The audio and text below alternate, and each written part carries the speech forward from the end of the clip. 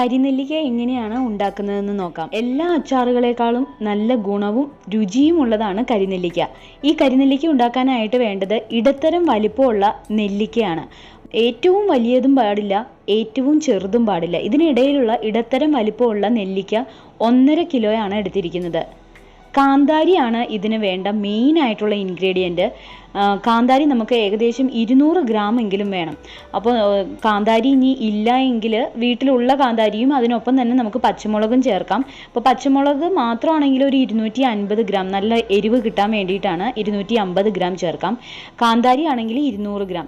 ഇനി പച്ചമുളക് മാത്രമേ ഉള്ളൂ എങ്കിൽ അതാണെങ്കിലും യൂസ് ചെയ്യാം. പക്ഷേ കാന്താരിയാണ് ഏറ്റവും നല്ല ടേസ്റ്റ് ഇതിന് നൽകുന്നത്. അതുകൊണ്ട് കാന്താരി ഉണ്ടെങ്കിൽ മാക്സിമം കാന്താരി ചേർക്കുക. ഇനി വേണ്ടത് കറിവേപ്പിലയാണ്. കറിവേപ്പില 6 തണ്ട് അല്ലെങ്കിൽ 10 തണ്ട്. കറിവേപ്പില എത്ര ഇട്ടാലും അതിൻ്റെ ഗുണം മുഴുവൻ നമുക്ക് കിട്ടും. വെളുത്തുള്ളി വേണം 50 അല്ലി.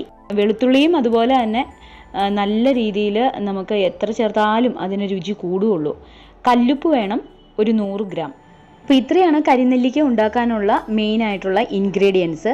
ഇനി നമുക്കിത് എങ്ങനെയാണ് ഉണ്ടാക്കുന്നതെന്ന് നോക്കാം. ഒരു ട്രഡീഷണൽ ആയിട്ടുള്ള ഒരു ഡിഷാണ് ഈ കരിനെല്ലിക്ക. അതുകൊണ്ട് തന്നെ എനിക്ക് അതിനെക്കുറിച്ച് കൂടുതൽ അറിയത്തില്ല. മമ്മിയാണ് ഇത് പറഞ്ഞു തന്നത്. അപ്പോൾ മമ്മി തന്നെയാണ് ഇത് ഉണ്ടാക്കിയും കാണിച്ചു തരുന്നത് കേട്ടോ. ഇത് ഉണ്ടാക്കാനായിട്ട് മൺചട്ടിയാണ് കേട്ടോ എടുക്കേണ്ടത്. മൺചട്ടി എടുത്താലാണ് അതിൻ്റെ ടേസ്റ്റും. അത് മാത്രമല്ല പുതിയ മൺചട്ടി വേണം എടുക്കാനായിട്ട്. അപ്പോൾ ഈ മൺചട്ടി ഇതുപോലത്തുള്ളൊരു മൺചട്ടിയാണ് എടുക്കേണ്ടത്. അപ്പോൾ അതിലേക്ക് നമുക്ക് ഈ ഓരോ ഇൻഗ്രീഡിയൻസും ലെയർ ആയിട്ടാണ് ചേർത്ത് കൊടുക്കേണ്ടത്. അപ്പോൾ ആദ്യം തന്നെ നെല്ലിക്ക നമുക്ക് ഒരു ലെയർ ഇടാം.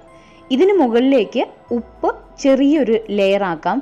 അതിന് മുകളിലേക്ക് കാന്താരി, വെളുത്തുള്ളി, കറിവേപ്പില, പച്ചമുളക് ഇതെല്ലാം ഓരോ ലെയർ ആക്കിയ ശേഷം അതുപോലെ തന്നെ വീണ്ടും മുകളിലെത്തുന്നത് വരെ ഓരോരോ ലെയറുകളാക്കി ഇട്ട് കൊടുക്കാം. ഇനി ഇത് നമുക്ക് അടുപ്പിൽ വെക്കാം കേട്ടോ. 2 രീതിയിൽ വേണം ഇത് ഉണ്ടാക്കിയെടുക്കാനായിട്ട്. ഇതിൽ ഒന്നാമത്തെ രീതി എന്ന് പറയുന്നത് വിറകടുപ്പിലും രണ്ടാമത്തെ രീതി എന്ന് പറയുന്നത് ഗ്യാസ് അടുപ്പിലും നമുക്കുണ്ടാക്കാം. വിറകടുപ്പിൽ വെച്ച് ഉണ്ടാക്കുന്നതിനാണ് കൂടുതൽ സ്വാദ്. അതുമാത്രമല്ല വിറകടുപ്പിലെ എല്ലാ പണികളും കഴിഞ്ഞ ശേഷം കനലുകളെല്ലാം കെട്ട് കഴിയുമ്പോൾ ചെറിയ കനലുകൾ ആയിട്ടുള്ളപ്പോൾ നമുക്ക് ഈ കരിനെല്ലിക്ക ചൂടാക്കാനായിട്ട് വെക്കാം.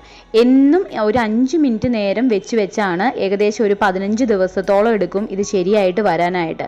അതുകൊണ്ട് വിറകടുപ്പാണ് ഏറ്റവും നല്ലത്. ഇനി വിറകടുപ്പ് ഇല്ല എന്ന് വിചാരിച്ച് വിഷമിക്കേണ്ട. സ്റ്റൗവിലും നമുക്ക് ഇതുപോലെ തന്നെ ഉണ്ടാക്കിയെടുക്കാം. ഒട്ടും എണ്ണ ചേർക്കാതെയാണ് കേട്ടോ ഇത് ഉണ്ടാക്കിയെടുക്കുന്ന പ്രൊസീജിയറിൽ നമ്മൾ ഒട്ടും തന്നെ എണ്ണയൊന്നും ചേർക്കുന്നില്ല. അപ്പോൾ സ്റ്റൗവിൽ ഉണ്ടാക്കിയെടുക്കുകയാണെങ്കിൽ ഇതുപോലെ തന്നെ എന്നും ഒരു 5 മിനിറ്റ് എന്നുള്ളത് 2-3 മിനിറ്റ് നമുക്ക് എല്ലാ ദിവസവും സ്റ്റൗവിൽ എല്ലാ പണികളും ഒക്കെ കഴിയുമ്പോൾ സ്റ്റൗവിൽ വെച്ചിതൊന്ന് ചെറുതായിട്ട് ചൂടാക്കി എടുക്കുകയാണ് ചെയ്യേണ്ടത്. അപ്പോൾ ഇതിൻ്റെ ഒരു പ്രത്യേകമായിട്ട് ശ്രദ്ധിക്കേണ്ട ഒരു കാര്യം, തവി ഉപയോഗിച്ച് ഇത് ഇളക്കരുത്. അപ്പോൾ മൺചട്ടി ഉയർത്തി മൺചട്ടിയോട് കൂടി തന്നെ ഇളക്കി വെക്കുകയാണ് ചെയ്യേണ്ടത്. അതായത് മറിച്ച് അത് ഒന്ന് ഇട്ട് കൊടുക്കുകയാണ് ചെയ്യേണ്ടത്. ഏകദേശം 1 മുതൽ 15 ദിവസം എടുക്കും ഇതിൻ്റെ നീരെല്ലാം വലിഞ്ഞ് കരിനെല്ലിക്ക പാകമായി കിട്ടാനായിട്ട്.